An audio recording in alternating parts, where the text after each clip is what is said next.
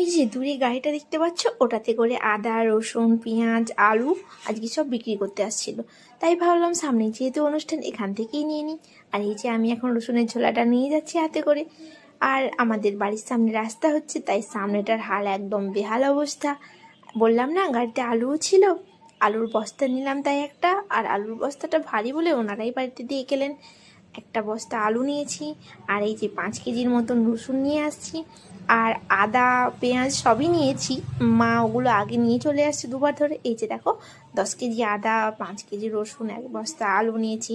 আর এই যে পেঁয়াজটা তখন এখানে নিয়ে চলে আসছিলো, ঢেলে রাখা আছে এখানে সব সাজিয়ে। পেঁয়াজ, রসুন, আদা, সামনেই যেহেতু আমাদের অনুষ্ঠান, তাই একটু একটু করে প্রস্তুতি নেওয়া চলছে। আর তো হাতে বেশি সময় নেই, আর মাত্র 1 সপ্তাহ বাকি, দেখতে দেখতেই চলে যাবে।